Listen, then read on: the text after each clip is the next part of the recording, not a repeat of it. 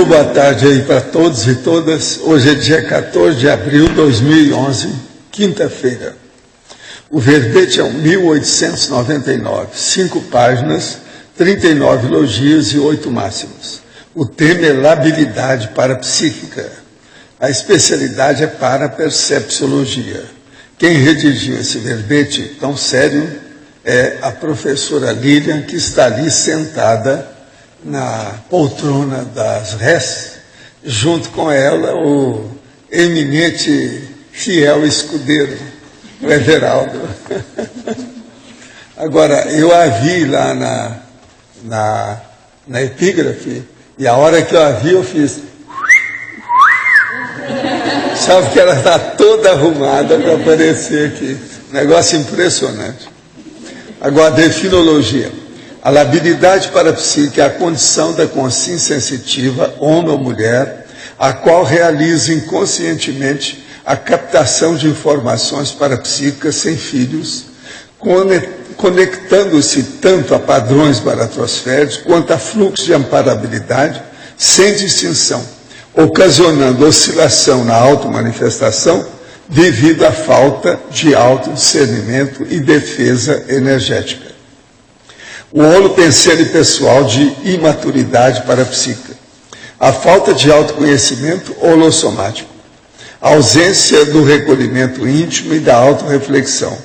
A não identificação do autodiagnóstico dos recursos parapsíquicos próprios. O mau uso dos recursos parapsíquicos. A autodesorganização mental e emocional. A falta de higiene consciencial. A conquista da condição de mini-peça do maxi-mecanismo interassistencial. As práticas diárias da TENEPS, o conjunto de paratécnicas aplicadas às captações parapsíquicas em bases intelectuais interassistenciais. A necessidade teática da autoconscienciometrologia parapsíquica. Agora, na argumentologia, nós temos a tabela com 10 paralelos práticos entre as condições promotoras da labilidade parapsíquica vinculada aos padrões de assedialidade e fluxo de amparabilidade. Na terapeuticologia tem as 4 ferramentas conscienciológicas que propiciam a reeducação pensênica, emocional e parapsíquica, com o intuito de superar a labilidade parapsíquica. Então ela colocou autoconsciencioterapia, autoconscienciometria, heteroconsciencioterapia e heteroconscienciometria. Na remissiologia de 15 itens nós destacamos acriticismo, antiparapsiquismo, autoassédio, megapatologia intraconsciencial e parapercepciologia patológica. Agora a frase enfática. A labilidade parapsíquica é a condição autoimposta pela própria consciência incauta, inexperiente, incipiente e refém da permissividade e submissão dos auto- e hetero-assédios interconscienciais. Você admite a possibilidade de possuir labilidade parapsíquica? Qual o grau das oscilações pessoais e fragilidades pessoais quanto ao parapsiquismo? Agora, pergunta. Como poderíamos entender Deus pela ótica da conscienciologia? Os serenões já lhe disseram algo sobre isso? Não, eles se não incomodam, por isso que nós chamamos de primo pensênico. Eles acham que isso aí é uma coisa para o futuro, que não interessa qual é a causa primária ou a inteligência maior, suprema do processo do cosmos. De modo cedo, não se interessa por isso, nós também achamos que é uma besteira, perda de tempo. Agora, para você, selecionei alguns itens do detalhismo, página 42, que saltaram aos meus olhos e que gostaria, se possível, fossem aprofundados. Principiologia, o princípio da autodefesa cosmoética. Então, esse princípio, eu vejo que é a base para evitar, digamos assim, a labilidade parapsíquica. Porque a pessoa lábil parapsiquicamente, ela tem uma dificuldade ou ela não realiza a questão da defesa energética pessoal. Então, esse princípio ele vem corroborar, no sentido de é necessário a gente saber fazer a defesa cosmoética. Né? Então, tem muitos ambientes que são patológicos, em que a gente tem que atuar, em muitos casos, e para isso é necessário a gente fazer essa defesa energética. Então, aí esse princípio, esse é o objetivo principal, né, desse princípio de autodefesa cosmoética. Mais um ponto que é importante lembrar, que atualmente, né, o mundo ele é mais hospital do que escola. Então, é necessário, né, principalmente os intermissivistas, e assim dizendo, ter essa questão da autodefesa, através do estado vibracional profilático, encapsulamento energético, para otimizar a questão da assistência interconsciencial. Agora, na tecnologia, a técnica da lexicoterapia. Essa técnica eu utilizei, na verdade, esse verbete, labilidade parapsíquica, eu escrevi, né, um artigo, porque eu tive, né, essa questão dessa patologia e venho superando. E uma das técnicas que eu utilizei para superar foi a questão da lexicoterapia, ou seja, primeiramente eu levantei todos os meus trafares, eu aprofundei mais a minha autopesquisa e nisso, trazendo os traços em si que estavam me dificultando, eu levei para o dicionário para aprofundar ainda mais. Então, é necessário a gente entender o que a gente tem de fato. Então, se eu falar assim, eu tenho autocracia, mas se você não entende o termo em si, não adianta nada. Então, para isso, eu procurei nos dicionários aprofundar o que seria esse traço, esse trafar, e também comecei a visualizar o contrário, né? A antonímia desse traço, desse trafar, para eu tentar alcançar ao máximo um trafó, né, adequado a esse trafar. Então, essa técnica também tem você vai ver na bibliografia, na referência, né, bibliográfica, tem um artigo do Alexandre Mello, que ele fala, assim, passo a passo, o que seria a lexicoterapia, que é um autodesassédio mental somático. Bem interessante esse artigo. Outro é no binomiologia. O binômio evocação-atração.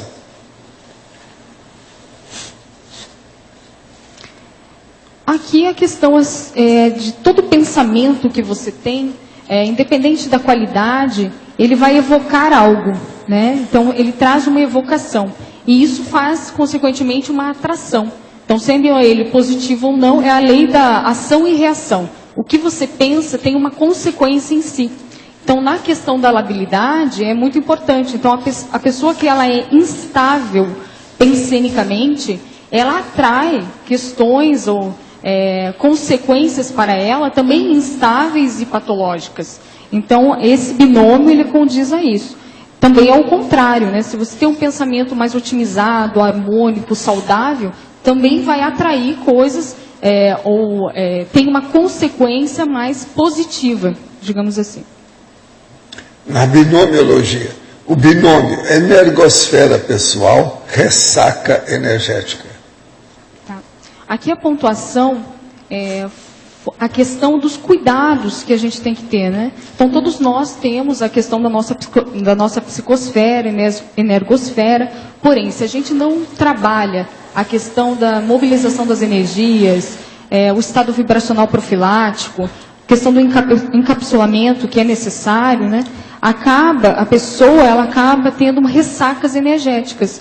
Então, isso é muito comum no dia a dia, no nosso trabalho, né? Você tem contato com a pessoa e, de repente, você sai mal, né? E não sabe nem ao certo o que aconteceu. Então, isso traz uma ressaca. É isso que eu quero destacar. Eu tenho um exemplo pessoal. Então, como fisioterapeuta, eu atuei no lar dos idosos. Então, era muito interessante que era um ambiente não muito otimizado para esses idosos, né, com várias dificuldades em si nesse ambiente. E eu trabalhava na base da assistência, eu tinha que fazer um condicionamento somático, digamos assim, né, nesses idosos. Então, era muito toque, era muita aproximação. E nisso tinha o quê? A assimilação energética, né? E eu comecei a notar que, pela minha dificuldade de desassimilar as energias, eu acabava assimilando além da conta e pegando esses sintomas e sinais que eram de consciência ou da própria pessoa que eu estava tratando. E isso me dava uma ressaca energética, ou seja, eu saía com exaustão, com sonolência abrupta, e isso fazendo uma pesquisa minuciosa, assim, digamos assim, nesse dia eu sabia que eu dormi bem, que eu comi bem, que eu tive todas as atividades coincidiam, estavam harmônicas, né? Então eu tenho muitas anotações, então por isso que eu cheguei nesse diagnóstico, né? Da questão da ressaca energética. Então vale a pena a gente ponderar, ficar mais com os olhos abertos em relação a essas interações que a gente tem no nosso dia a dia. Binomiologia, o binômio encapsulamento forma holopensênica.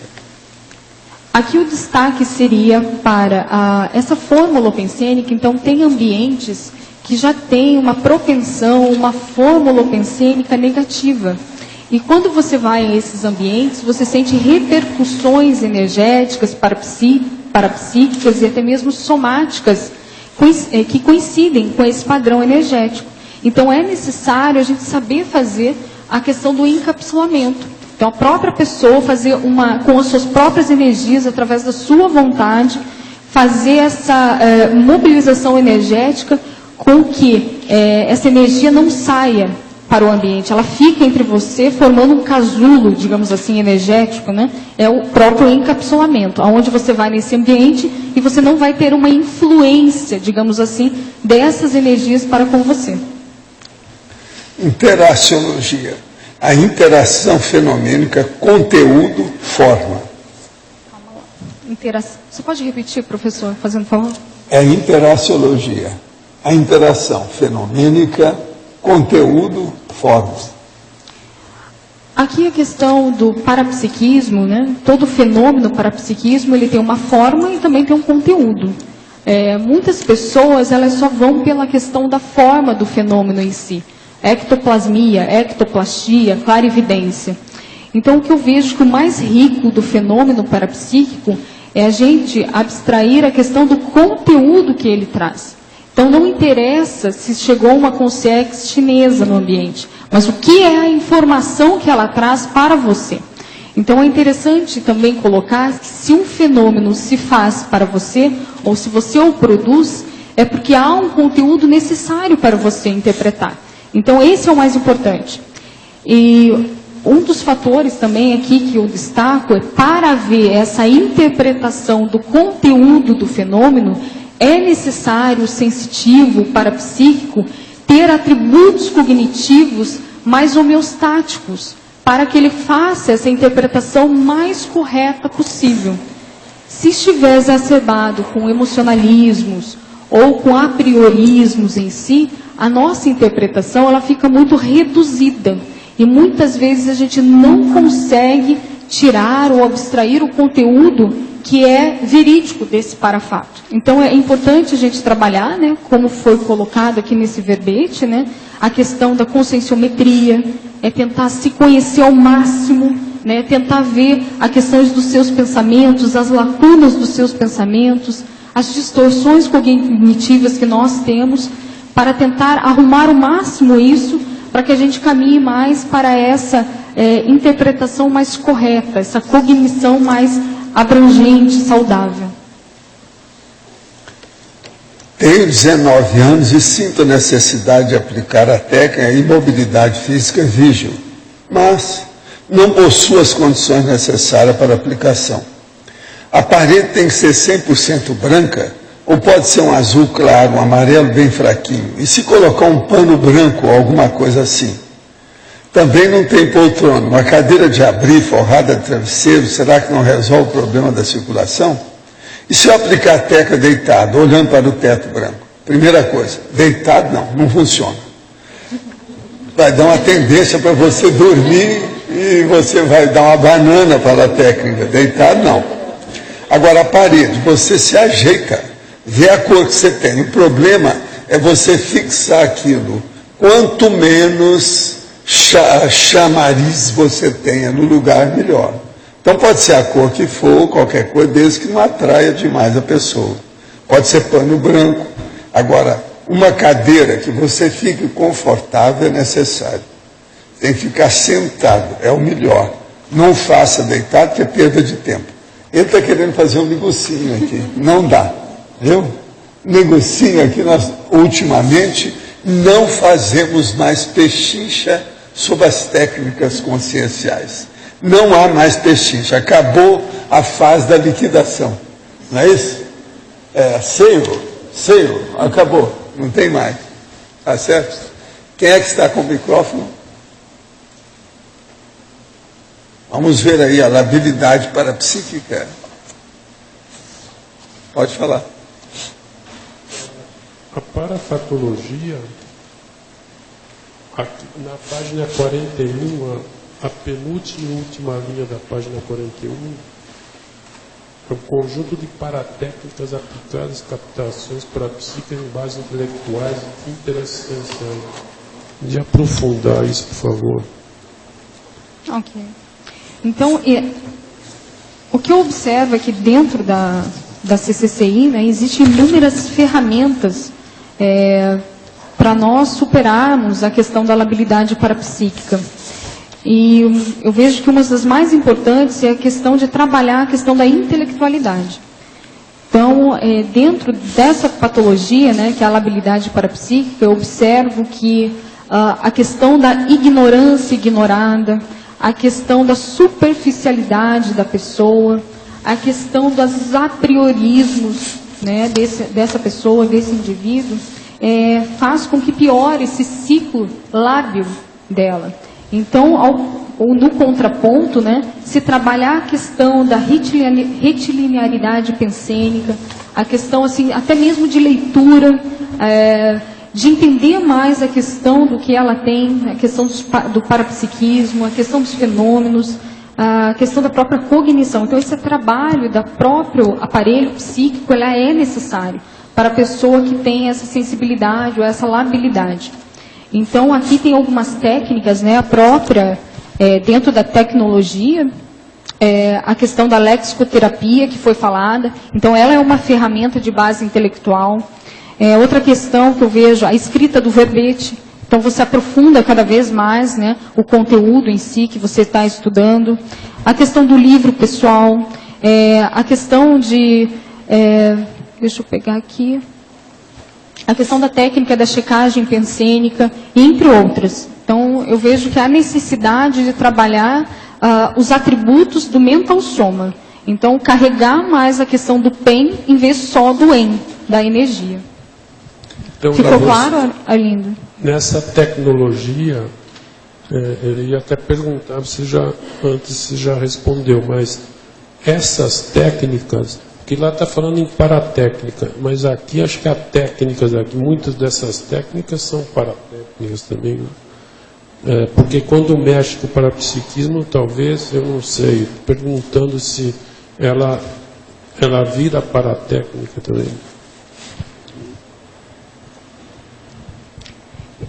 Eu vejo assim, Arlindo, que ela vira, de uma certa forma, ela vira uma paratécnica, porque ela vai mexer com a questão de vários construtos da pessoa, não só somáticos, cerebrais, mas também a questão do mental soma em si. Então, o mental soma já é um veículo mais avançado, já está, né, condizente a isso. E a questão que otimiza também projeções mais lúcidas. Então, você mexendo com o soma, naturalmente vai mexer com outros veículos da sua manifestação. Então, acaba aprimorando ou qualificando ainda mais esses outros atributos ou esses outros veículos, ao meu ver. Tá, ok, obrigado. Na fatologia, página 41, segunda linha. O autoassédio neurogênico. Isso eu já tinha grifado aqui, que eu tinha certeza. Mas volta aí, fala. Então, é outra pessoa. Olha, aqui é a Cris de Buenos Aires. Tá? Então, todo dia ela chama alguma coisa. Cris, então esse autoassédio neurogênico, ele advém do mau funcionamento do sistema nervoso. Tá? E pode ser por várias causas, vírus, bactérias, traumas, lesões. O que eu quero dar um exemplo do que eu quis dizer com isso é a questão da dor neurogênica. Tá? Então, a dor neurogênica é daquela pessoa que teve, por algum motivo, algum trauma, ela lesionou nervos periféricos do corpo e ela tem, durante todo o seu dia, dores insuportáveis. Isso é o relato de alguns pacientes, né? Então, são dores que não é uma dorzinha qualquer, são dores constantes, com pico máximo, e não há, digamos assim, remédios ou analgésicos que amenizem esse quadro. Então, ela acaba tomando morfina, tem até agora aparelhos, chips, né, que os cirurgiões utilizam para colocar no cérebro da pessoa, para diminuir o impulso nervoso, para diminuir a dor e assim por diante. Mas, vamos ao essencial.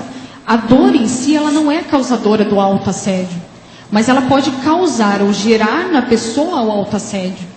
Então, um exemplo que eu posso dar da minha vivência, quando eu trabalhava com deficientes físicos ou traumatizados, né, paraplégicos e assim por diante, eles relatavam dores no corpo e isso trazia para eles consequências psicológicas muito graves. Então, eles se achavam, se vitimizavam, faziam um ciclo vicioso, patológico de pensamento e começava a aprofundar cada vez mais nesse autoassédio. Então, uma coisa que era somática, fisiológica, acaba gerando aí um autoassédio na pessoa, podendo até mesmo levar a suicídio. E tudo isso pode fazer, ocasiona uma labilidade emocional, que é uma instabilidade emocional, e também uma labilidade parapsíquica, porque a pessoa está confusa, transtornada. Então, tudo isso vai modificar aquele meio da pessoa. Então, é isso que eu quis colocar aqui como esse autoassédio neurogênico. Agora, na parafatologia, página 41, quinta linha. O conjunto de paratécnicas aplicadas às captações parapsíquicas em bases intelectuais e interassistenciais. Já foi comentada, né? Já, mas ela não estava aí, ela é de Buenos Aires, né? Claro. É nossa vizinha, ali no fundo, mas não estava aí. Não, mas vamos lá.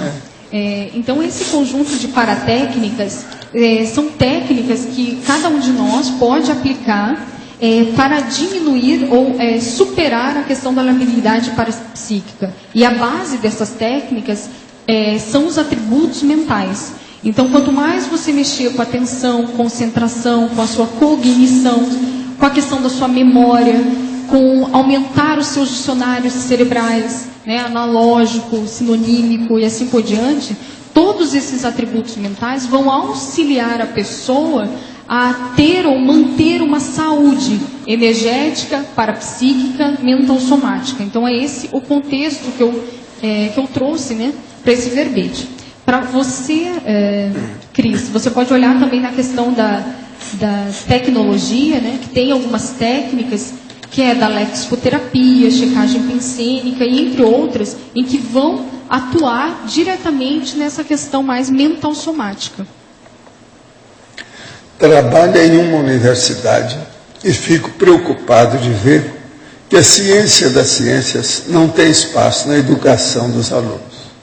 Nossa biblioteca não tem livros sobre conscienciologia. A resistência com esses assuntos é enorme. Sinto-me só e na contramão de todos. Gostaria pelo menos plantar a semente desse ambiente de educação para, quem sabe, colher os frutos da conscienciologia daqui a algumas décadas. De que forma enfrentar tudo isso? Olha, a primeira coisa, você deve usar as técnicas que eu sempre usei. Primeiro, o princípio da descrença. Faça a sua experiência por você. Quanto mais você trabalhar e confirmar, os fenômenos e condições vão melhorar as bases da sua proex. Ao mesmo tempo, eu respeito todo mundo, mas mando também a minha asteca da banana técnica para todo mundo. De modo que o processo, antes de mais nada, você tem que ter essa autonomia consciencial para estudar os problemas. Agora, tudo tem sua razão de ser e é com o tempo. As coisas têm que ir devagar. Não dá para massificar a ciência, a conscienciologia. Tem que ir devagar mesmo. De modo que vamos estudar, vamos trabalhar, fazer a nossa parte e chegar ao complexo, que é o completismo existencial da autoproex. Pensa nisso. Isso aí pode te ajudar muito. Outra coisa, onde está o seu artigo, o seu verbete e o seu livro? Estou esperando. Esse aqui escreve muito para nós. Ele tem 34 anos. É pessoa boa. Não é nada bobo, esse aí é vivo. Pode falar. Lilian, na patologia, na quarta linha, a não identificação do autodiagnóstico dos recursos parapsíquicos próprios. Pode aprofundar um pouco mais? E depois falar também do mau uso dos recursos parapsíquicos, que seria a seguinte. Ok. Então, a não identificação do autodiagnóstico dos recursos parapsíquicos próprios é questão da superficialidade da consciência. Então, ela não sabe como é o modus operandi dela funcionar. E eu vejo assim que não é só na questão parapsíquica. Normalmente, ela não sabe como é o seu funcionamento, o seu temperamento, as suas reações, os seus comportamentos e assim por diante. É um reflexo, na verdade.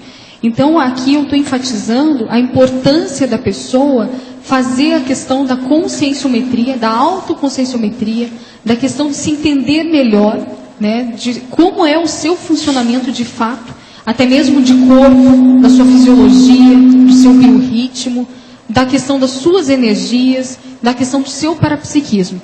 Sem esse diagnóstico, a pessoa ela fica muito fragilizada ou muito permissiva com a questão do próprio parapsiquismo. Então, se ela não sabe como ela funciona, sempre quando ela assimila algo ao seu redor, ela nunca sabe se é dela ou se é do outro, ou da onde que veio, né?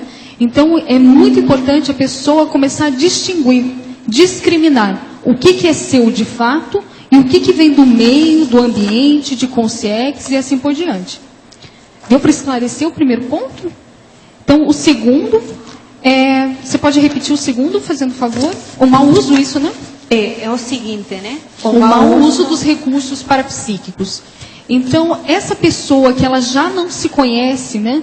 Que ela tem essa superficialidade, então muitas vezes ela acaba utilizando esses recursos parapsíquicos até de forma inconsciente, porém anticosmoética. Então, são vários casos, né, de médiums que utilizam desse trafora ou dessa qualidade parapsíquica para obter alguma informação ou até mesmo para se colocar, né, como uma personalidade, através da sua vaidade ou algo nesse sentido, né? Então ele está utilizando esses atributos parapsíquicos de uma forma incoerente ou antiassistencial. Então é bem comum, né, essa questão. Tem até alguns exemplos pessoais. Então eu fui recentemente para Curitiba e eu tive oportunidade de trabalhar com alguns médiums. Então, na verdade, eles que eram pessoas próximas, né, e eram médiums do kardecismo, né, atuavam mesmo, né, como médiums, e acabaram me procurando porque eles estavam com a questão da labilidade. E para mim foi muito rico essa experiência.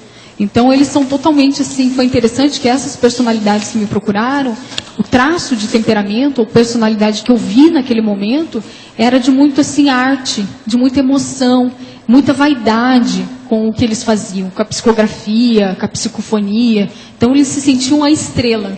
E quando eles não tinham esse fenômeno, eles fraudavam, literalmente, né? Então, tentavam de tudo para manter aquele mesmo status ou aquela mesma representatividade que eles tinham com o parapsiquismo. Então, a gente vê até mesmo em livros isso muito comum, a utilização ou mau uso desse recurso.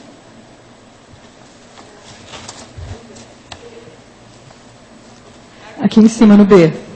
A ou B? Ah, ok. Eu gostaria que você fizesse um parâmetro entre... Alô? Oi?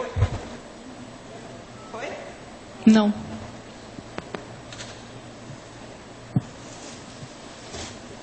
Oi? Sim. Fizesse um parâmetro entre na psinologia, o holopensene pessoal de imaturidade parapsíquica e o que você falou agora, o mau uso dos recursos parapsíquicos. Na verdade, o mau uso ele é advindo dessa imaturidade parapsíquica, né? Então, esses traços que eu comentei aqui, ao modo de exemplo, são também exemplos de imaturidade. Então, a pessoa que ela tem essa superficialidade, o não entendimento do seu modus operandi de funcionar, então ela é normalmente incauta, né? Ela é imatura quanto à sua própria manifestação. pelo próprio não saber como é a sua manifestação pessoal. Então, eu vejo que é bem correlacionado essas duas temáticas, né? A questão da imaturidade e a questão de não utilizar adequadamente o parapsiquismo. Eu vejo que é uma ação e tem uma reação, né? Então, se você é imaturo, vai ter uma reação com isso. E, normalmente, essa má utilização desses recursos. Ok? Ok. Aproveitando aqui, na fobiologia, eu não sei se a palavra é essa mesmo, ou está faltando a letra C aqui na psiofobia ou é psicofobia? Você pode repetir aonde? Qual sessão? Na página 43, okay. Na fobiologia. Só um pouquinho. Qual é a fobia? A última. A última? Psiofobia? Sim. É assim mesmo, tá? É assim mesmo? O que quer dizer esse termo? É a fobia ou medo de evocar espíritos, ou medo da mediunidade. Ah, tá. E na feminologia, voluntária, né? Eu acho que está faltando um T aí. Na última linha. Também na página 43. Ok, obrigada. Ela falou esse último, qual que é, hein? Aonde? Voluntária. A última linha. voluntariologia? Isso. Na feminologia, última linha, voluntária, está faltando o T. É isso mesmo. Mas qual que é o... Femininologia. A femininologia. A última linha é voluntária, está faltando. Agora, ó, eu quero dizer para vocês que na interdisciplinologia tem a autodiscernimentologia 2 vezes. Eu vou cortar o primeiro, que está faltando um S. Então, acorda 2 coisas ao mesmo tempo. A neologia, nós sabemos que ela está fora de ordem, eu vou pôr no lugar. E também na bibliografia, número 4, páginas, no número 4, está faltando S. Até agora foi o que a gente viu. Se alguém aí fez revisão, por favor, fale para nos ajudar. Eu vi no trimestral, é trimestrário, correto? É trimestral. Não, é trimestral, não é trimestrário. Nós estamos cortando isso, que não é o correto. Outra coisa, os novos verbetes, nós tivemos que cortar 12 trimestrário que estava. A gente está pondo só trimestral, que é o mais usado, é o mais correto. A gente está deixando tudo trimestral mesmo. É de intenção mesmo essa. Professor. Agora, para você, fatologia, página 41, final da primeira linha. As distorções da autopercepção holossomática. A professora Lilian pode falar sobre algumas destas distorções. Isso é a Nina Rosa para você. Tem umas aqui que falam todo dia, essa se eu abro o jogo, porque senão ela vai cobrar depois. Sabe? Nina, então essas distorções da autopercepção, então a gente vê muito na questão da autoconscienciometria. Então, todos nós temos esquemas mentais, ou seja, pensamentos que não condizem com a realidade. Então, normalmente, por defesa do nosso próprio ego. Então, quem estuda muito isso, a questão da psicologia cognitiva, né? Esse é um termo da própria psicologia, distorções, né? E ela, aqui eu coloco muito bem assim, a pessoa que ela não aprofunda na autopesquisa, ou ela não vê esses gaps pensênicos dela, ou essas convicções errôneas dela, a respeito dela própria, ela acaba tendo essa distorção da sua autorrealidade. Então ela acaba acreditando que é uma coisa, mas não se manifesta dessa forma. Isso é um exemplo, né? E assim por diante. Essa distorção, ela acaba fazendo com que a interpretação da pessoa de qualquer fato ou conteúdo vivenciado por ela não seja mais verídico. Então ela sempre pega uma parte fragmentada dessa interpretação ou dessa vivência que tem, por causa desse esquema errôneo que ela possui. Um exemplo é a questão da autovitimização da pessoa. Então, a pessoa com esse traço de autovitimização. Então, normalmente, ela se enxerga sempre com foco mais pessimista. Então, é uma forma de distorção. Então, ela não vê a qualidade, os atributos traforísticos dela. Então, ela sempre tem um pé atrás. Então, ela sempre se vê de uma forma menor, de uma forma com menosprezo, né, e assim por diante. E isso acaba, com a questão da labilidade parapsíquica, né, correlacionando agora com a labilidade, ela é muito importante, porque a pessoa lábil, ela já é frágil, né, ela já está oscilando. E tem um grau imenso de insegurança, de medo. Né? Então, normalmente tem essa distorção da autopercepção. Então, ela acaba interpretando os fatos e parafatos de uma forma negativa ou de uma forma distorcida, errônea, não trazendo conteúdo realístico daquele parafato ou daquele fato. Não sei se ficou claro, Nina. Qualquer dúvida, pergunta de novo. Faço TENEPS há 8 meses e quero muito avançar nessa prática. Na TENEPS seria objetivo ousado, robusto, mas factível, avançar em 1 ou 2 anos? Olha, eu te dou os parabéns, se você é um cara Superman, venha, que a gente precisa de gente boa. Isso aí não é fácil. A gente já fala em 20 anos que é para liquidar com o assunto, porque o trabalho é diário. Agora, se você é Superman, é outra coisa. Tudo é possível. Bem-vindo, welcome to the club. O mérito, né, é do desempenho. Quanto melhor seja o desempenho da pessoa, melhor. O amparador vai ajudar mais, ele vai conseguir isso. Para dominar bem as energias, a média da pessoa demora 2 anos. Preciso saber como é que você é com isso. Energia consciencial é muito importante na TENEPS. De modo que, de qualquer maneira, é muito bom. Em vez de vir pessoa fazer negocinho, essas que querem fazer o máximo, o pós, o extra, isso aí é raro. Você é uma pessoa rara. Viu? Viva a TENEPS.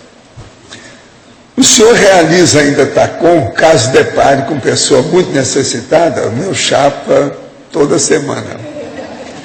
O senhor é a favor da pena de morte para crimes muito bárbaros? De modo algum. Sou contra tudo pena de morte.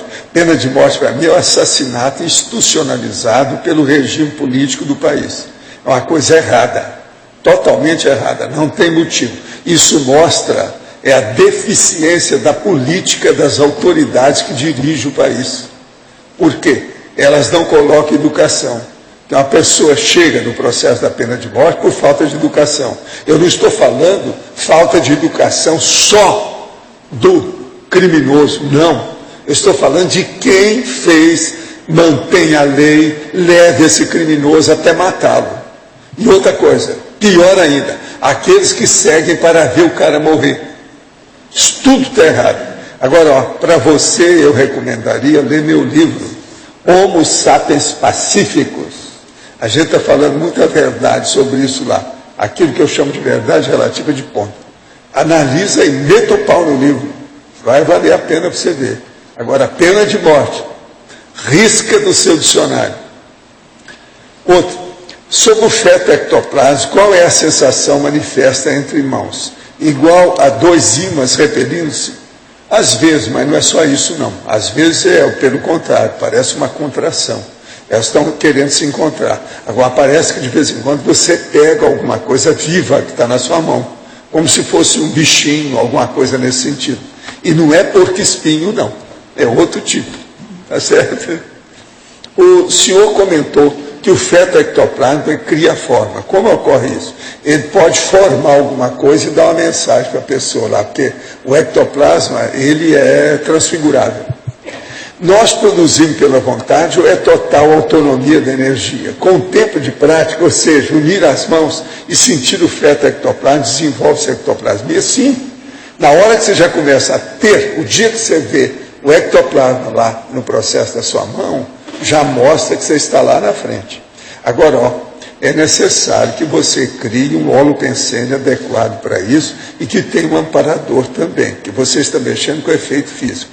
Mexer com o efeito físico é igualzinho você mexer, enfrentar uma metralhadora municiada na sua frente. Porque tudo pode acontecer em matéria de efeito físico, inclusive até a MAC-PK destrutiva. Por isso que a gente tem que estudar muito o processo e ter muita cosmoética, arranjar um ambiente adequado. Você não deve mexer com a ectoplasmia em qualquer lugar. Isso é um perigo. Porque é igualzinho você, é o que eu estou falando, uma metralhadora municiada. Isso é um perigo. Devido ao efeito físico, pode acontecer uma série de coisas. Por exemplo, você já pensou uma pessoa com ectoplasmia, ela chegar e empurrar a outra? Às vezes acontece isso comigo, porque às vezes eu mexo com muita ectoplasmia, estou sozinho, geralmente eu faço isso sozinho, eu não deixo ninguém perto de mim, porque senão pode acontecer alguma coisa com quem está aí adjacente, junto, vizinho, next door, etc., contigo. Mas isso às vezes acontece.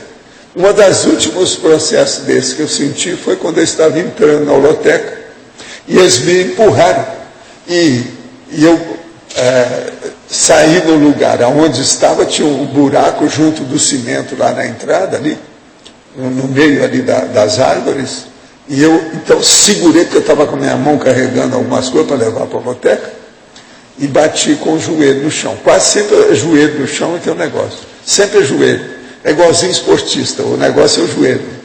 Então olha bem o joelho, como é que é isso? No caso dele aí é bom a gente clarear isso, que é o processo de você não ser empurrado. Olha bem o ambiente.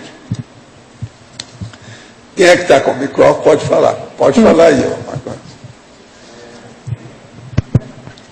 Eu queria que você comentasse aí, em tecnologia, a técnica dos trafores e trafares e a técnica da autobiografia. Tá, então essa técnica eu apliquei, técnica dos trafores e trafares, também é muito aplicada na própria Conscius, né? E o que consiste essa técnica? Então os trafores, você vai listar todas as suas qualidades, todos aqueles traços força que você possui. E depois, uma coluna, né, ao lado, você vai listar todos os traços fardos, ou seja, aqueles traços que não estão adequados à sua manifestação. E você vai fazer uma lista. Uma dica é você pedir para amigos próximos, ou até mesmo que não tenha tanta proximidade assim, né, que você até tenha uma certa resistência com a pessoa, e você pede para ela listar quais seriam as suas qualidades, suas virtudes, e quais seriam aqueles traços que são impeditivos, né, para a sua evolução. O que está faltando? Faltando não, né? Aquele traço fardo mesmo seu. E você distribui essa folha em branco e pede para elas devolverem assim que elas listarem. Então eu fiz essas duas técnicas, eu fazendo os traços força e os traços fardos, e também pedi para várias pessoas fazerem essa listagem. E aí eu faço uma comparação, né? Do que condiz comigo, daquilo que eu nem sabia que estava na minha manifestação, eu começo a estudar um pouco mais, eu observo se realmente eu possuo aquele traço que está lá, né, que eles mencionaram, descreveram e assim por diante. Então eu vejo que é muito importante, primeiramente, antes de você passar para outras pessoas fazerem uma listagem da sua manifestação, você ter a questão da autocrítica. Senão não adianta nada sem autocrítica, né? Senão qualquer coisa que eles vão dar a você, você vai receber aquilo e você não tem assim um julgamento ou uma criticidade sua a respeito do que as pessoas estão falando. Então é muito necessário o autoconhecimento. Então essa é uma técnica interessante até para ver se tem algumas distorções de imagem, se tem alguma inadequação das suas convicções com você mesmo e assim por diante. Então eu indico muito essa técnica para todas as pessoas, porque ela enriquece a questão e até mesmo aprofunda a sua autopesquisa. É uma técnica de autoexposição, né? Aqui na verdade. Então você vai colocar pedir para os outros, então você também treina essa questão da autoexposição sadia. Mas com relação aí à labilidade, ao verbete, no caso em si, a relação? Olha, eu vejo que tem tudo a ver na questão de... quando eu comecei a listar os meus trafores e os meus trafares, eu identifiquei, está lá na tabela, tá, algumas coisas. Então eu identifiquei a questão da ignorância quanto à minha realidade, a questão do perfil poliana, a questão de estar mais falta de criticidade ou acriticidade, a questão de uma manifestação mais emocional, em vez de uma manifestação mais mental somática, a questão da permissividade e assim por diante. E dentro disso eu também vi alguns trafores. A própria sensibilidade para psiquismo eu coloquei como um trafor, porém não sabia lidar muito bem com esse trafor. Mas é um trafor que não está bem aplicado. Também outros, como da comunicação, como da interação, empatia e assim por diante. Então, para mim foi necessário eu fazer comigo mesmo essa técnica, de eu descobrir em mim mesma o que eu possuía, tanto de qualidades quanto de ineficiências ou trafares, para eu ficar mais realista com a minha manifestação.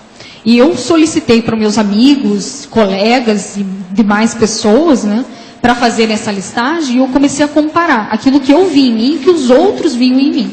E eu comecei a ver que existia muitas coisas que eu anotei como trafar, as pessoas colocavam como trafor, ou assim, como que eu não tivesse aquele traço. Então, para mim foi muito rico isso. E também o inverso aconteceu. Mas ali eu fui colocando mais crítica na minha própria autopesquisa e assim por diante. E a própria questão da autoexposição, para mim foi muito importante, porque eu era, digamos assim, nessa questão de se colocar para as pessoas, eu tinha muita dificuldade. Então, quando eu cheguei no CAEC, eu era horrível, né, Walter? Então, eu era uma pessoa totalmente despercebida, ao meu ver, no sentido de estar assim, não ter achado o meu trafor e ter colocado as minhas ações em prática. Então, eu vejo assim que é muito importante para o intermissivista fazer essa autopesquisa realística e colocar na prática os seus trafores. É pagar mico, é ficar aqui. Outra coisa, descobrir o trafor, a sua qualidade, não ter medo de expressar, ou não ter medo do que vier em frente. Então, eu me coloco hoje na condição da especialidade, ou eu estou condizente com a parapercepçologia, minha especialidade. E olha que ironia, né? Eu tinha labilidade parapsíquica. Então, eu transformei isso numa qualidade, num trafor.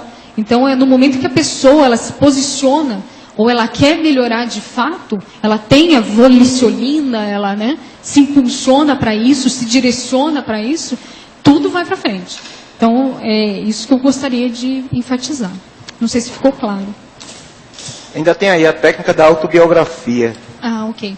A técnica da autobiografia, eu também realizei essa técnica, onde eu começo, você relata ou descreve a sua história de vida. Então, como é que você nasceu? Se foi parto normal, se foi por fórceps, se for por cesariana, como é que a sua mãe estava na gestação? Então, tudo isso você começa a fazer uma investigação, até mesmo com seus familiares, árvore genealógica e assim por diante. Você vai aumentando, você vai colocando. E cada etapa de idade, o que você lembrar ou rememorar, você coloca. Então, é um autorrelato da sua biografia.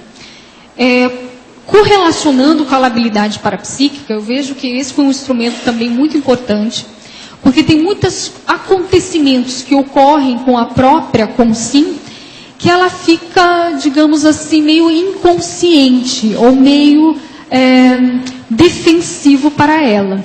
No sentido de ela não lembra ou não quer lembrar, algo nesse sentido, e quando ela descreve a situação, você começa a entender melhor os seus comportamentos. Então, às vezes, você teve uma família muito rígida com você, na tua educação.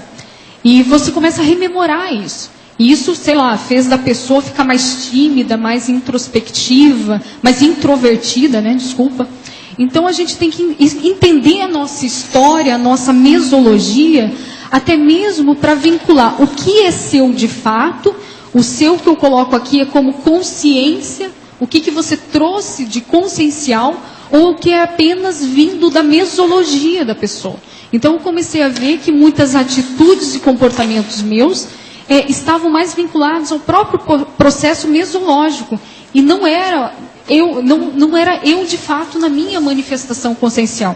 Então, quando eu comecei a entender isso, eu comecei a me posicionar melhor, a entender melhor a minha condição como Lilian, como pessoa, como consciência, e também a desvincular vários fatores que influenciam a nossa própria personalidade. E você começa a se identificar melhor. Você cria uma identidade, digamos assim, própria. né? Só sua. E isso é muito rico. Lilian, aqui no B agora. Ok? Eu tinha uma sugestão de estrangeirismo e filologia para você, veja se tem cabimento, né? Parte de uma pressuposição, que eu quero que você me confirme se você concorda. Você diria que a labilidade parapsíquica, ela estará presente até a desperticidade? Ou você acha que não? Que é só aquele sensitivo muito destrambelhado que tem? Não. Até eu coloco aqui mini labilidade parapsíquica, né? Se vocês verificarem no verbete, e a max labilidade parapsíquica. Porque a mini você colocou como jejunice. E às vezes a gente não é tão jejuno assim e ainda cai, não? Então, ao meu ver, sabe, a minha hipótese é que existem estágios na questão do parapsiquismo. Eu estou falando assim de uma consciência, pegando aqui um recorte de uma consciência do pré-serenão vulgar, né? Tipo, colocando aqui. Então, existem esses estágios. E esses estágios passam desde o casca grossa, então ele vai caminhando, vai ganhando perceptibilidade, sensações, né? Percepções, e até ele chega numa condição de labilidade, aonde ele oscila entre as energias mais baratrosféricas ou de consciências mais doentias, e também ele oscila para a questão da amparabilidade. Então ele está ali no meio termo, né? E tem aí a condição do hipocentrismo, onde a consciência ela já consegue se manifestar parapsiquicamente de uma forma mais sadia, sem tão grandes oscilações. Agora, chegando à desperticidade, eu vejo assim que esse caminho, esses estágios parapsíquicos, eu acho que são percalços, né, em que a gente passa, e eu vejo que a labilidade, se a pessoa ela aplicar técnicas, quiser sinceramente superar essa questão lábil, ela vai caminhar para a questão da desperticidade. Eu vejo assim que nesses momentos ainda há oscilações, mas são menores as oscilações. A tendência é diminuindo cada vez mais os gaps, as lacunas, até ficar numa manifestação mais harmônica. Que aí vai, né? A questão da desperticidade, do veluciólogo e assim por diante. Agora a gente pode perguntar ao Valdo, né? Como é que é a sua situação, né? Que eu estou aqui como, né? A questão do exemplo do pré-serenão vulgar, né? Lilian, olha, já foi visto que na... Eu só gostaria de dizer qual era o estrangeirismo, então, que é a minha sugestão, por favor. Que é o damage control, que é o controle de danos. Então, a pessoa que já sabe que sofre da labilidade parapsíquica, liga o desconfiômetro e ela pode, então, tomar algumas atitudes para que isso, mesmo antes dela ter superado, ela não faça um estrago tão grande. Damage control. Obrigada, amiga. Lília, já foi visto aí que na definologia está faltando uma crase? Você pode repetir, fazendo favor? Devido à falta do autodiscernimento na segunda linha. A okay. penúltima linha. Ok, obrigada. Lilian, aqui no D. Parabéns pelo verbete, né? Obrigada. Eu vi que você abordou aqui na fatologia a falta de higiene consciencial, na última linha. Tá? Uhum. E o teu verbete, assim, ele tem muita relação com o processo da higiene consciencial, né? Eu queria saber se você aprofundou alguma questão de higiene consciencial, se você aplicou algum tipo de técnica, olhando para trás, né, para a sua biografia, se houve alguma coisa que te marcou do ponto de vista de higiene consciencial, por exemplo, retilinearidade pensênica, aprimoramento do estado vibracional, técnicas de laboratório, desassim. Se você observou uma evolução, você tem alguma sugestão nesse assunto? Eduardo, eu observei assim que dentro da tecnologia, tem aqui um exemplo, a técnica da checagem pensênica, que é uma técnica conceito-terápica, né? Então, eu apliquei essa técnica muitas vezes. E também a questão tem uma outra técnica do professor Roberto Almeida, que é muito semelhante, né? Que é a questão da metapensene, é você pensar no que está pensando. Eu fiquei alguns anos fazendo isso. Então, eu tenho no meu laptop, eu me lembro que o Everaldo me deu de presente, né? Uns 10 anos, que sabe, atrás, né? A primeira coisa que eu fiz no Excel foi a tabela. Meu pensamento, Então eu anotava o pensamento, principalmente aqueles pensamentos que eu entrava no ambiente e destoava, né? Então tinha alguma coisa que, opa, o que está acontecendo aqui? Então eu anotava, também verificava as questões energéticas, situações do ambiente, pessoas envolvidas. Então eu tenho esse registro. E dentro desse registro, da questão dos pensamentos, eu também observei a questão das minhas distorções cognitivas.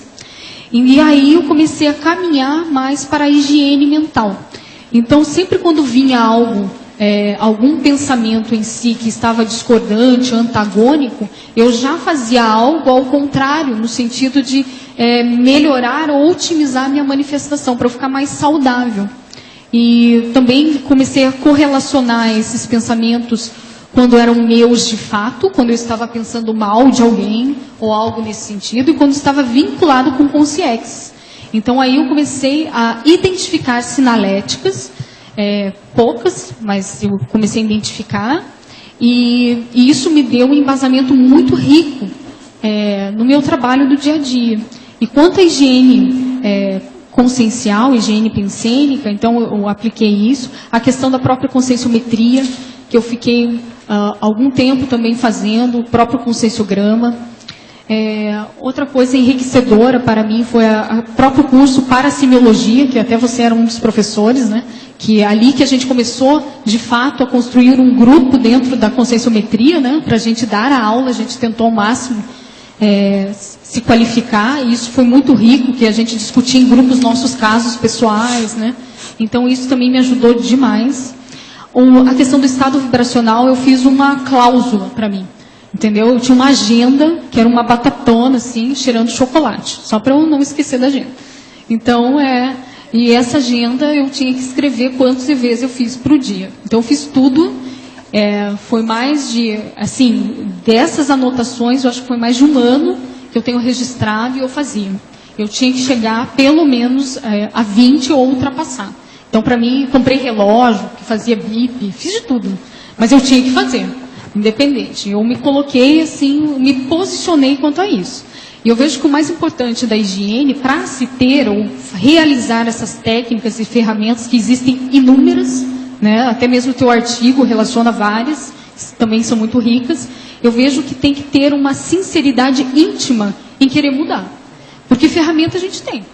Entendeu? Agora, o que falta para a gente alcançar estágios mais otimizados, mais saudáveis, é uma falta interna.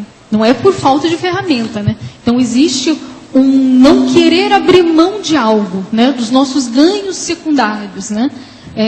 E que é difícil. Então, é muito importante a questão da consciencioterapia. Então, quando a gente está muito acomodado, ou acha que está tudo bem, né? O próprio Valdo comenta isso. Está muito bem, se o mar está muito bom, opa, abre os olhos, né? Então, a gente sempre tem que buscar a saúde. É isso que eu tento priorizar, ou me direcionar para isso. Porque ferramentas existem, mas o necessário é essa sinceridade íntima de você ver de fato a sua realidade e falar, não, o que eu tenho que fazer? Minha prioridade... Eu ia tocar nesse assunto, você falou que essa questão da pessoa, dentro da sinceridade, ela não querer enxergar, se você já associou isso muitas vezes com os valores da pessoa que não são identificados, né?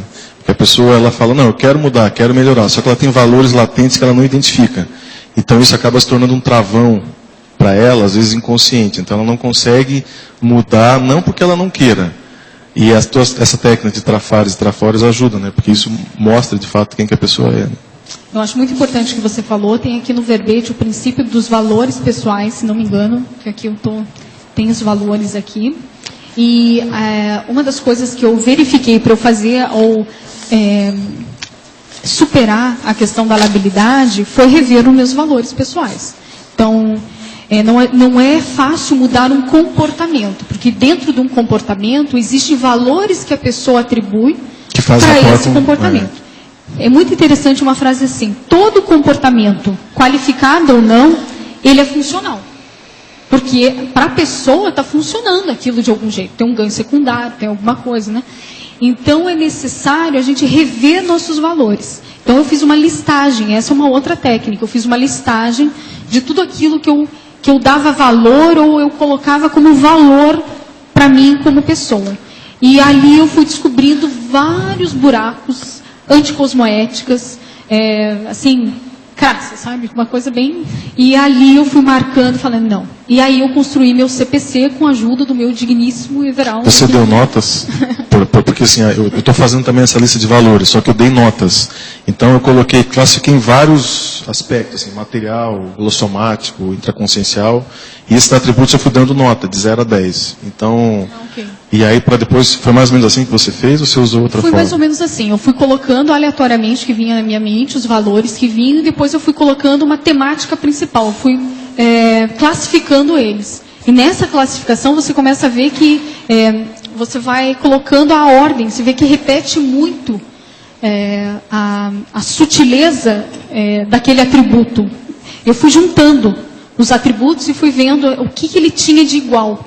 E assim eu fui chegando numa base mais comum. Isso eu fiz. Eu não cheguei a dar nota, tá, Eduardo? Mas eu cheguei numa base, naquele norte comum daqueles valores. E em cima disso eu realizei o CPC. Fazendo que a professora estudou, né? Eu sei o que é isso. Eu fiz essa condição que ela falou. Eu tinha 14 anos. E olha, fui amontoando as coisas com o passar do tempo. A vida não é fácil. Porque uma coisa, Valdo, é difícil, né? Você vai dar uma nota alta para um valor que você não quer ter, mas você tem. E você agora, tem que dar uma hoje nota. Os recursos são muito maiores, com processo de laptop, tudo isso. Ficou muito mais fácil. Otimiza muito mais. Otimiza tudo. Agora aqui, o senhor poderia falar um pouco sobre reurbanização intra e extrafísica? O transmentor atua nesse processo? Olha, nós todos estamos atuando nesse processo, todo mundo da conscienciologia.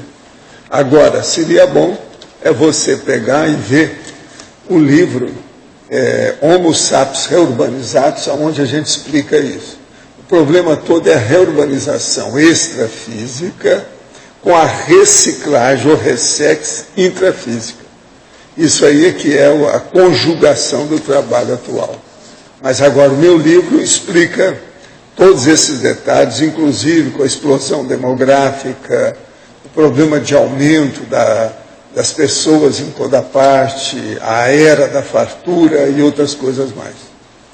Agora, para você, Fatologia, página 41. Poderia entrar também a labilidade do humor como item à parte da labilidade emocional? A variação rápida de humor tão presente na consciência incauta quanto aos holopensenes, energias intrusivas, consciência e consciex patológicas? A oscilação de humor é uma labilidade emocional. Existe um estudo dentro da medicina, da psiquiatria, desse termo labilidade emocional. Então, eles colocam assim, que é um distúrbio psíquico no qual se manifesta uma instabilidade emocional com o desencadear de emoções incontroladas. Exemplo, riso e choro. Porém, eles colocam que a labilidade emocional ela é mais comum em crianças e na fase de terceira idade. E que quando há uma oscilação muito abrupta, existem, digamos assim, módulos emocionais. Então, a pessoa ela fica depressiva, passa meses assim, e depois ela fica eufórica. Então, ela já é um distúrbio de humor. Então, a gente tem que tomar muita cautela ou cuidado em não colocar tudo ou diagnosticar tudo como se fosse uma labilidade parapsíquica. Então, um exemplo, né? Então, fui dar algumas palestras e até no ICP1, o pessoal me pergunta muito da labilidade parapsíquica. E teve casos em que a pessoa me relatou um padrão de humor, que ela tinha esse padrão de distímico, né? Então, ela oscilava da depressão para a euforia, e eu dei a sugestão para ela, primeiramente, procurar a questão do médico, psiquiátrica, ou um médico para ver se não é uma questão hormonal, ou cerebral, ou algo nesse sentido. Essa labilidade emocional que eu coloco, conjuntamente com a labilidade parapsíquica, é aquela oscilação em que a pessoa entra no ambiente, e antes dela entrar no ambiente, ela está bem, de repente ela conversa com alguém, e ela se sente mal. Depois, tudo bem, volta, né, à sua normalidade. Então, ela assimila, fica com essa assimilação, e depois perdura por alguns dias, né, e ela volta a manifestar como ela era. Então, é só para tomar o cuidado, né, de verificar como é que é essa questão da labilidade emocional do humor nesses casos. Você já escreveu o artigo, agora você fez o verbete. E o livro? Então, estou esperando. Você testemunha, você está entendendo? Da minha requisição em nome do povo. Eu aqui sou deputado. Eu estou aqui representando o povo. Tá certo? Agora, para você.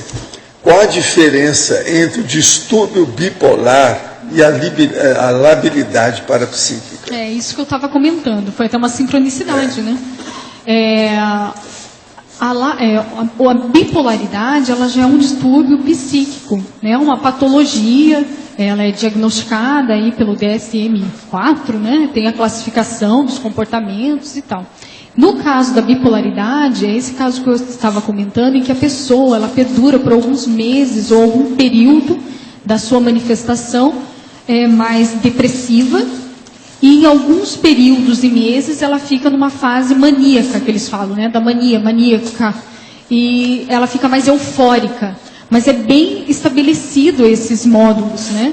Então, já a labilidade parapsíquica, ela não tem essa perduração de meses, né? Ficar depressivo, ou nem sempre o lábio fica depressivo. Então, muitas vezes ele fica irritado, né? Então, ele fica irritado, às vezes vai sentir tristeza, mas essa oscilação é muito maior durante o dia dele, devido às assimilações. E não há contextos, não é genética a labilidade parapsíquica ou algo nesse sentido. A bipolaridade já tem casos assim genéticos, né, de falta de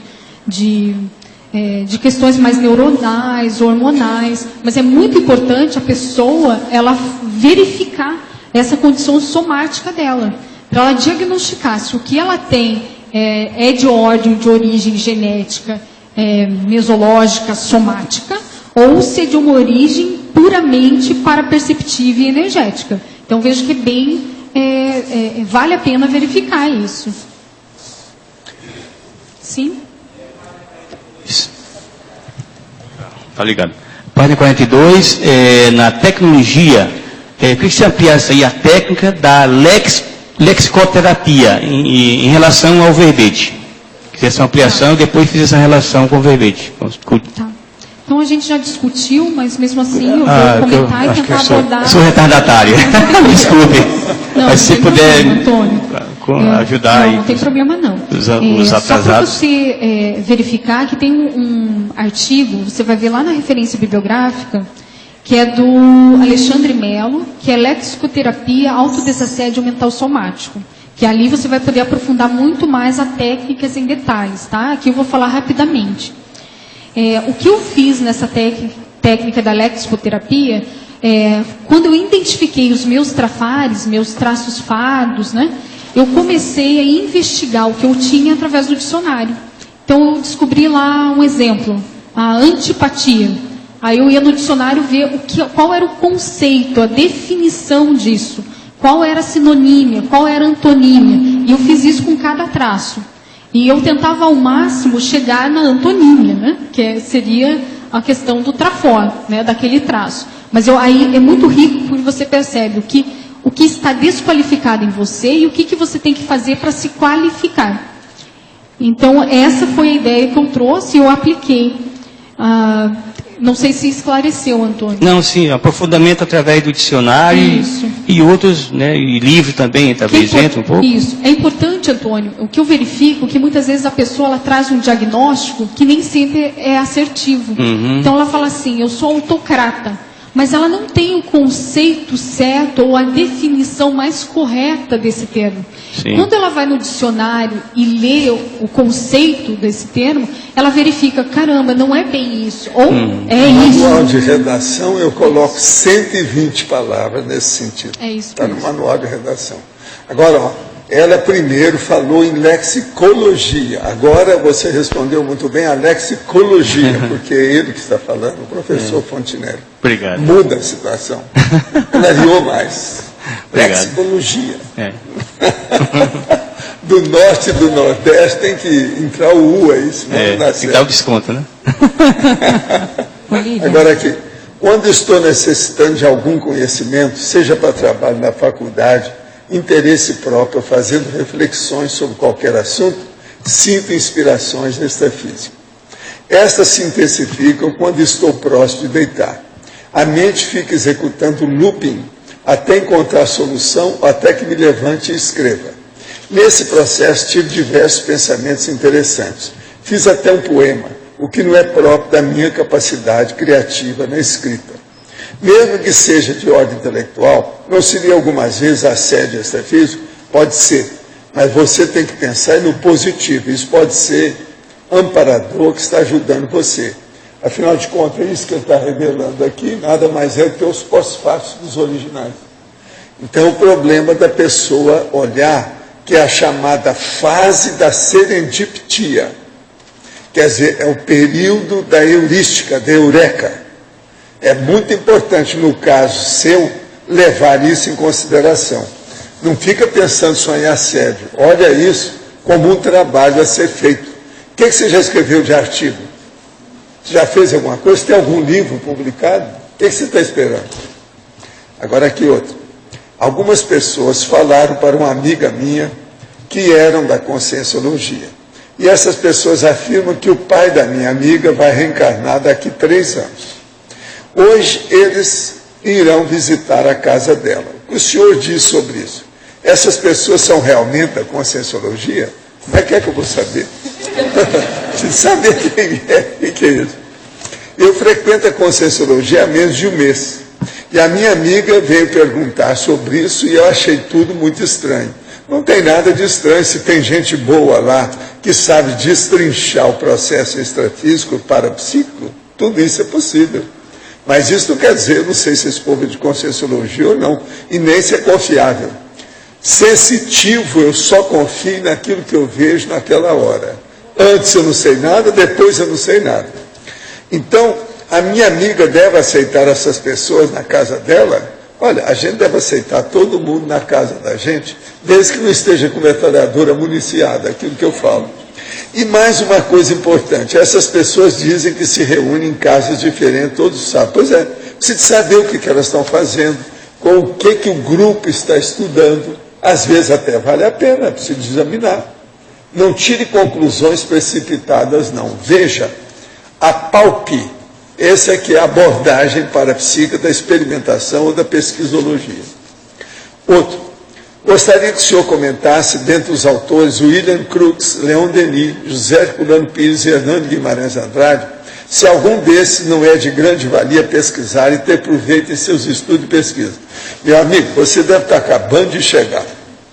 Você olha a minha bibliografia, que tem todos esses autores desse povo que você acabou de falar.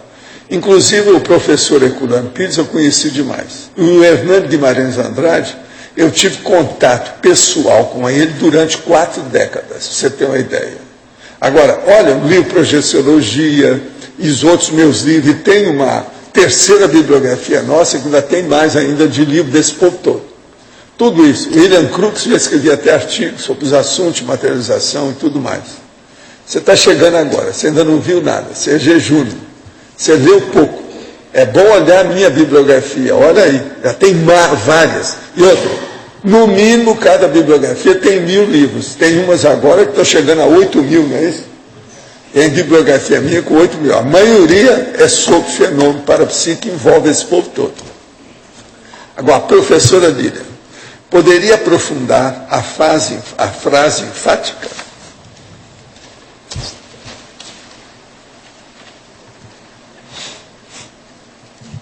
Então, a frase enfática, ela diz: a labilidade parapsíquica é a condição autoimposta pela própria consciência incauta ou descuidada, imprudente, que não tem cautela, estou aumentando aqui, inexperiente, incipiente ou tem ignorância, né?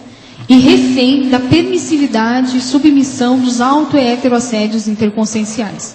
Então, o que eu quis enfatizar aqui, nessa frase, é a questão da autoimposta. Então, a pessoa ela tem escolhas. Então, ela tem a escolha de ficar assediada. Então, ela faz isso com ela mesma. Então, ela se torna refém dela mesma. Então, Então ela é permissiva com ela mesma. Então ela deixa com que os assediadores, ou primeiramente ela com o seu autoassédio, fique refém dessa condição ou desse ciclo vicioso. Então, vale a pena colocar assim que existem outras escolhas a não ser essa. Então, se a pessoa começa a equilibrar a sua pensanidade através da higiene mental, começa a se dedicar mais para o seu condicionamento energético, holochacral, parapsíquico, a começar a se profissionalizar, em vez de ficar jejuna, né, que é condizente à questão lábio, então ela começa a transformar, a entrar num estágio melhor, mais otimizado, mais saudável, e vai caminhar para uma condição de assistente, saindo daquela condição de assistido. Então esse que é o principal. Mas o que eu quero enfatizar novamente é a escolha da pessoa em ficar permissiva com os próprios assédios. Sou médico em Belo Horizonte e no CTI vemos o resultado dos assédios, das inúmeras tentativas de suicídio e homicídio. Como atuar para minimizar as influências negativas de assédios interconscienciais nas pessoas com quadros esquizofrênicos ou mesmo transtorno paranoide, que, por força de ação da própria medicina, são levados a pensar que o problema é apenas do soma. Sabemos que nesses casos os relatos de perseguição podem ser reais, e não apenas alucinações e delírios, como atualmente se defende a psiquiatria convencional, fazendo com que as famílias também se desestruturem com a doença. Olha, você tem que lembrar que existe há muitas décadas o processo da antipsiquiatria. A antipsiquiatria justamente analisa tudo isso aí. É bom você ver e ver o que você pode fazer para ajudar nesse sentido. Nós agora vamos que está aqui no horário das 13h45.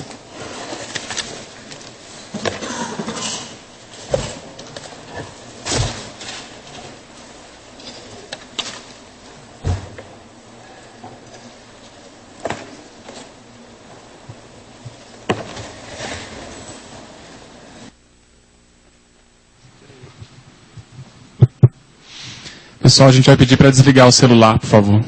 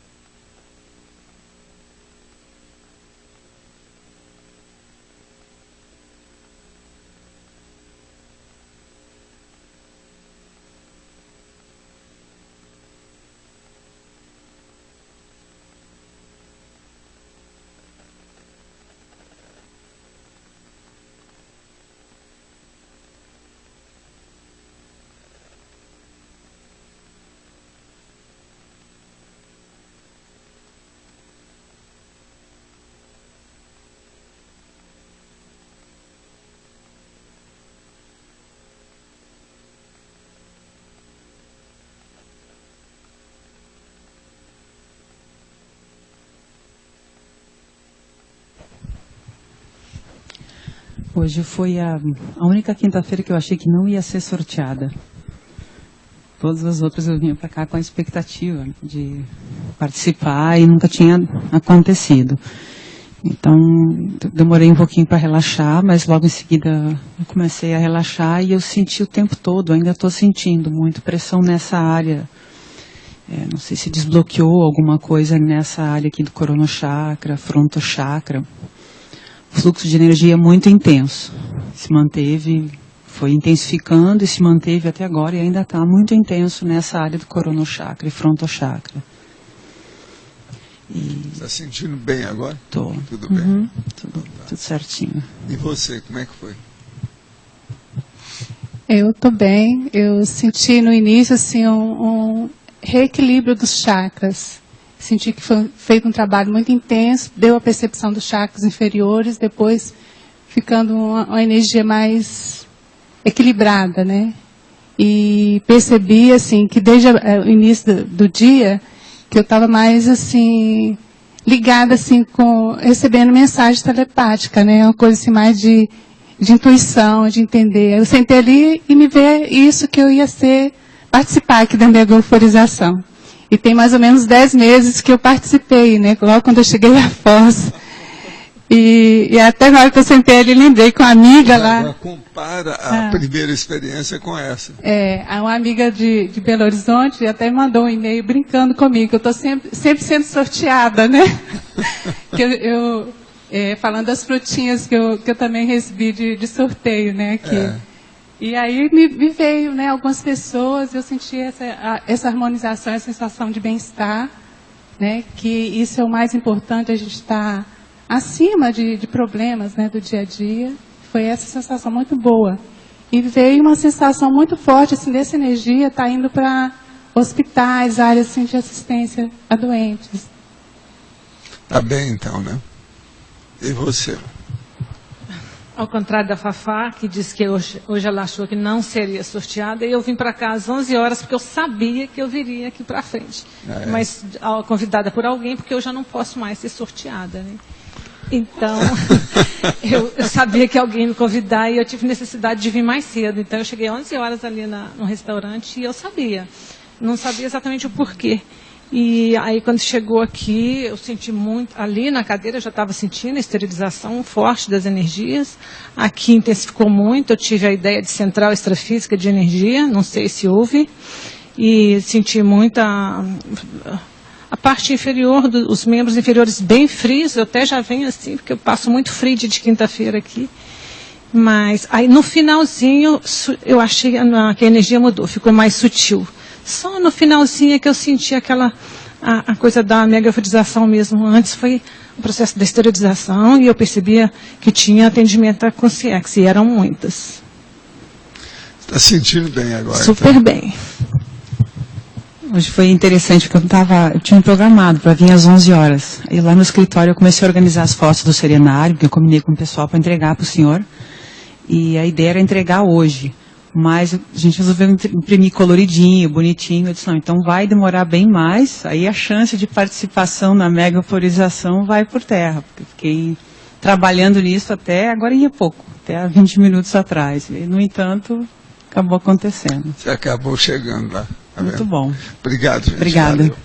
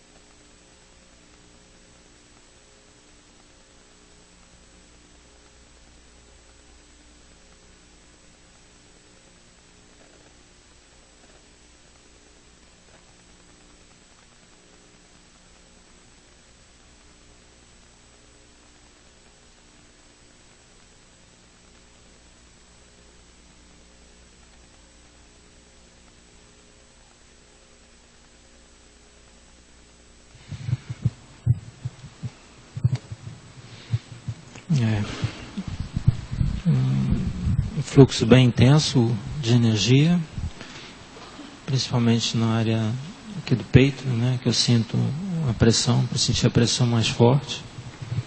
E a energia muito agradável e como se estivesse limpando, desbloqueando o processo todo. E percebendo que estava bem,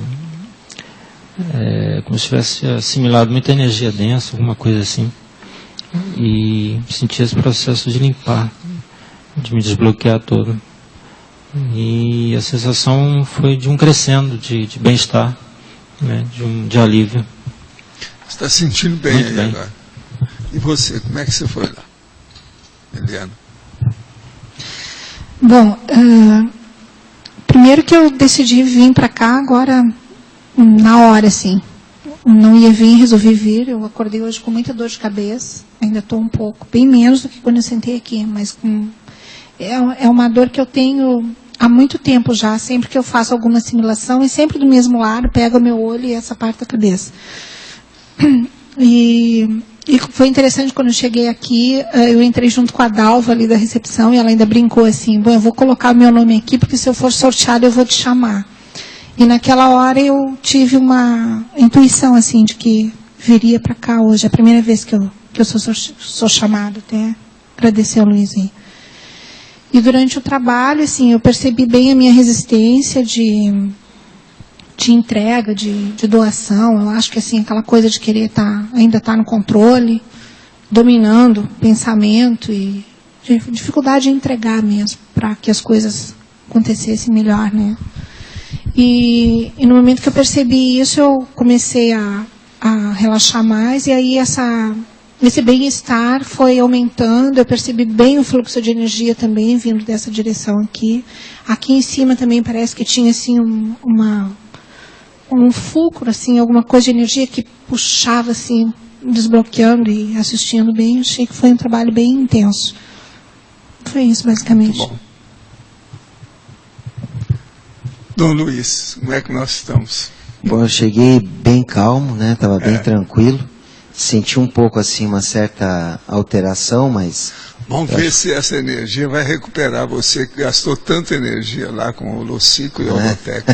Realmente eu estava precisando. Parece que você fez até uma torção, né? Não sei de onde, né? Eu estava, quando eu já estou há uns 15 dias com uma dorzinha nas costas, né? E agora eu senti que eles circularam energia do meio das costas, do pulmão para baixo. Só nessa região, então está bem mais leve agora, né? E foi interessante que hoje eu percebi bem que no início estava bem agitada a nossa energia, que eu acho que estava um pouco descontrolada, né? Mas logo 1 minuto depois eles controlaram tudo. Deu para perceber bem assim como eles dominaram e a gente só ficou como se observando, né? Deu para perceber bem esse domínio de campo dos amparadores. Você é veterano nas coisas. Quer dizer que vocês estão sentindo bem tudo aí, né? Valeu, né? Obrigado, viu? Valeu.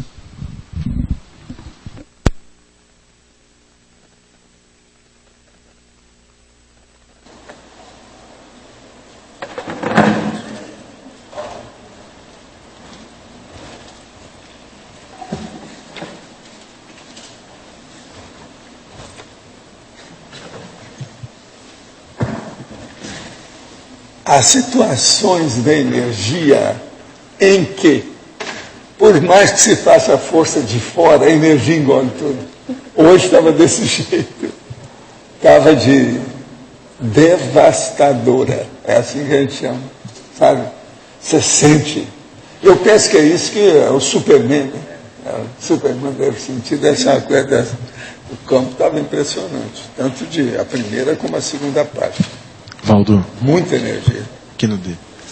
Num determinado momento ali do segundo experimento, eu comecei a ver uns raios de energia subindo para esse lado, para cima, assim. Houve alguma movimentação de energia nesse sentido, para cima? Escuta. Um amparador, uma vez, já faz muitos anos, me falou uma coisa que aparentemente parece escatológico, mas não é. Então ele estava explicando o seguinte: dentro dos processos nossos de euforia, a coisa que mais existe é o êxtase sexual, tá certo? É o orgasmo. Agora, dentro desse orgasmo, existe um elemento que simboliza praticamente tudo da euforia da pessoa, que é o espermatozoide. Agora, vocês sabem que numa ejaculação é um bocado de espermatozoide que é, né? Então ele falou assim, olha, a alegria do processo eufórico, você tem que lembrar, é como se cada espermatozoide de uma ejaculação criasse uma galáxia. Uma galáxia. Não, agora pensem bem na metáfora dele, que coisa impressionante. Entende? Hoje, agora, a hora que eu sentei ali, eu vi a metáfora do processo. Não, pensa. Uma ejaculação com todos os espermatozoides que tem. Porque o espermatozoide praticamente é o símbolo do processo da energia, porque é a vitalidade da vida. Entende? É o mais adequado como símbolo. Nisso aí eu tinha razão. Agora pense, cada espermatozoide criar uma galáxia, com tudo que ela tem. A metáfora é violentamente grandiosa, né? A escatologia foi julgada para escanteio, não adianta nada estar falando em sexo nisso. Agora, tem toda a razão. Pensem bem no problema, por exemplo, do êxtase sexual, que é uma das bases da natureza animal do homem. Aquilo é que mostra a maior figura de euforia que pode ter, não é? O máximo. No entanto, não vale nada. Né? Agora, quando ele coloca o problema do espermatozoide, criar cada um deles uma galáxia, a coisa muda de figura. Então, por exemplo, o Big Bang pode ter sido uma explosão dessa. Não, pense bem nisso, pense bem. A metáfora é terrível. Vocês nunca viram isso em livro nenhum, essa metáfora. Agora, esse nosso amigo, ele foi filósofo, sabe, há muito tempo. Agora, a perguntinha cretina, ele estava aqui hoje, não? Esse amparador? É o que eu comecei a ver, que o negócio, quando me vê aquela imagem do processo, você está entendendo? Uma ejaculação cósmica. Pela energia que estava aí, eu falei assim, gente, mas o que é isso? Por isso, você viu, aí ó, teve uma delas que falou que estava o negócio para cima. Eliane, você falou que estava aí para cima. Foi a imagem também que eu vi. Aqui estava saindo os borbotões, chorrando. Sabe como é? Que é justamente a imagem do homem. Agora, ele estava aí, logo em seguida eu vi que ele estava participando da história. Entendeu? Eu lembrei. É tanto que eu acho que eu nunca mostrei, nunca falei nessa metáfora aqui dele. Isso é antigo, minhas coisas de muito tempo, quando a gente estava estudando, na época que eu dava os cursos de sexomática, tudo isso, devido à alegria da pessoa, entende? Porque vocês sabem, não adianta a pessoa ter orgasmo, isso aí é uma coisa secundária, porque os orgasmos variam demais. Ele pode dar euforia, pode dar frustração, entende? Pode ser um processo de assédio, o assediador pegou a pessoa não sente nada, o outro que vai sentir. Tem então afetividade com a sexualidade, num casamento nobre, de alta expressão. Mas então, isso aí é mais do que... Então, por exemplo, a lua de mel não é um processo de êxtase apenas, não é? A coisa é muito mais ampla. É o holopensene de uma euforização. Isso é que é a lua de mel. Vocês estão entendendo? Agora, o homem e a mulher. Agora, por exemplo, a mulher. A gente tem dificuldade de expor isso. Na questão do homem, já há a materialização do espermatozoide. Isso aí já dá uma ideia. Agora, o ideal é mostrar o que é espermatozoide. Meus cursos, às vezes, eu mostrava foto, como é que era, o que tinha, de que modo que é, aonde que é que vem, por quê. Porque o povo já pergunta assim, cada espermatozoide é uma consciência? Isso é das perguntas que havia muito no curso. Você está entendendo como é que é? Agora, então, eu às vezes falava essa metáfora. Não, pense, Dentro de uma ejaculação, aquilo então sai os espermatozoides. Cada um é uma galáxia. Você sabe que tem bilhões de galáxias, né? E cada galáxia tem, a gente não sabe quantas princípios conscienciais se desenvolvendo, evoluindo ali dentro. Então o negócio é muito sério. Interessante que eu anotei aqui na minha percepção da energia, que eu senti os arrepios da energia e me veio direitinho a ideia, energia como fogos de artifício. Pois é. E aí eu vi um salto estrelado voando assim, cheio de energia. Jogo, é o processo da emulsão do Eu processo para anotei cima. aqui, exatamente Entendeu? essa ideia. Coroando tudo. Então, por exemplo, a pessoa estava falando um dia desse do Big Bang. Eu falei assim, o Big Bang se teve é para cima. Não foi para o lado nem para baixo. Isso é muito importante de pensar. Não foi lado nenhum e nem foi para baixo, foi para cima. Senão que Big Bang bobo é esse? Tem que ser uma coisa, né? Radiante. Aquele lá do fogo de artifício que estoura as estrelas todas de cima, né? De baixo para cima. Assim. Então, é uma espécie de uma árvore frondosa.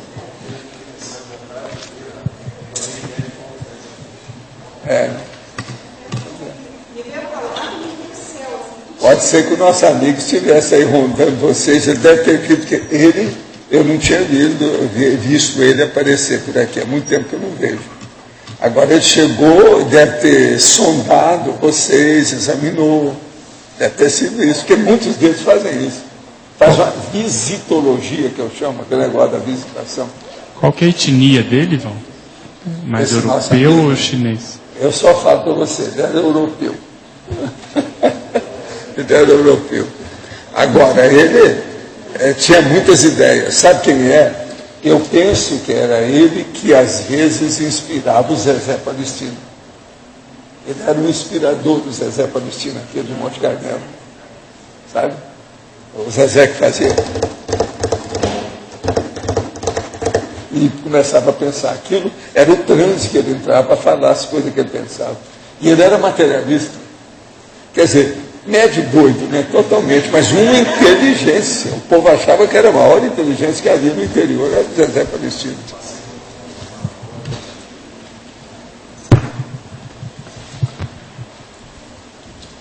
Eu passei numa loja de fogos de artifício ontem, lá no bairro aqui de Foz do Iguaçu, e comecei a pensar, fiquei a tarde inteira pensando, a gente não precisa soltar fogos de artifício, porque, não precisa. A gente pode jogar energia para cima. Eu fiquei pensando isso até a tarde. Você está na onda aí. Sei lá se não, meu amigo está aí rondando vocês, inspirando a turma com o processo do jorro de energia. Que o caminho é esse mesmo. O processo é a exteriorização da coisa. Agora, é como se fosse um buquê de energia, entende? O campo aqui está aparecendo um buquê. Hoje.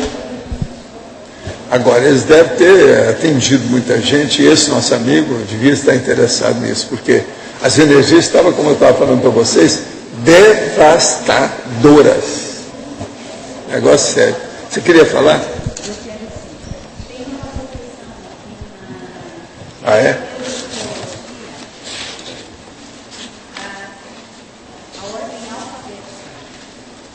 Não, mas aí o processo todo aqui, eu acho que não é ordem alfabética, é errado mesmo.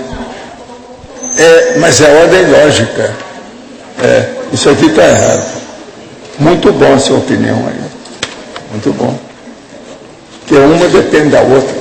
Aí é lógico. Então, Lília, meus parabéns para você, e eu agora espero o livro, porque já tenho o artigo, já tenho o verbete, quero os outros verbetes e o livro, tá certo? Vamos lá. Os nossos comerciais, por favor. Obrigada. As pontuações da tertúlia de hoje foram 89 assinaturas no livro de presença, 12 perguntas presenciais, 17 perguntas respondidas online, 42 votos presenciais, 13 votos online. Hoje temos 5 recados. Magda, curso Energometria, Marlene, curso Introdução a Proexis, Alcira, Fundamentos da Conscienciometria, Felipe, Acoplamentário, a mim, 40 manobras. Antes, Fernando vai falar sobre os amigos da enciclopédia. Queremos comunicar aos amigos da enciclopédia, que são mantenedores, são ativos, que ainda não têm a senha para acesso ao site e queira acessar o Holoserve e também baixar agora a Enciclopédia da Conscienciologia, que peçam a senha, o login e a senha, através do próprio site. Vai lá no item lá, suporte técnico ou fale conosco e peça a sua senha para você poder usufruir, então, de pesquisa na Holoserver e também, né, a novidade aí, novíssima, que é a Enciclopédia da Conscienciologia, a última edição do nosso CD-ROM, com 1821 verbetes, você pode baixar agora pelo site dos Amigos da Enciclopédia, aquele que é o amigo. Então, quem quiser tornar-se amigo também, entra no site lá, faz sua inscrição, ou liga no CAEC, 45 35 25 26 35 25 26 52, tá? Então, estamos à disposição para atendê-los, né? Boa tarde. Você que tem vontade de entender, pretende dar continuidade à qualificação e ao aprofundamento do parapsiquismo, lhe convido para no próximo mês, nos dias 28 e 29 de maio, fazer o curso Energometria, aqui em Foz do Iguaçu, com o professor Mário Oliveira.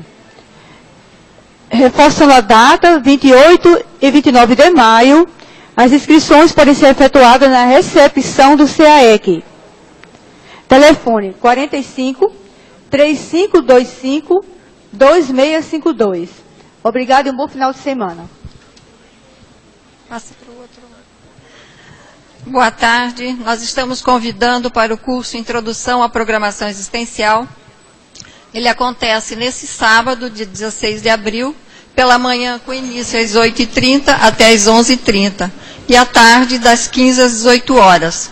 Será que todas as pessoas têm curso intermissivo? Será que todas elas têm programação existencial? Quais os temas abordados nesses cursos intermissivos? E o que é a lei da Proexis? Esses são alguns temas que vão ser abordados no curso. As inscrições na recepção do CAEC, telefone 3525 2652, ou então pelo nosso site www.apexinternacional.org. Obrigada. Boa tarde. O nosso convite hoje são para todas as pessoas que querem fazer ou gostariam de fazer sua autopesquisa através da autoconscienciometria. O curso Fundamentos da Autoconscienciometria inicia-se agora no dia 26 de abril, às terças-feiras à noite, das 7h30 às 10 horas da noite. Informações e inscrições na recepção do CAEC. Obrigada. Pessoal, gostaria de convidar todos para o Acoplamentário, que começa amanhã, dia 15, 16 e 17. O tema é Estado Vibracional. Então, convido a todos para participar do Acoplamentário, onde a gente vai falar sobre as relações entre o acoplamento energético e a prática do estado vibracional. Obrigado. Restam poucas vagas.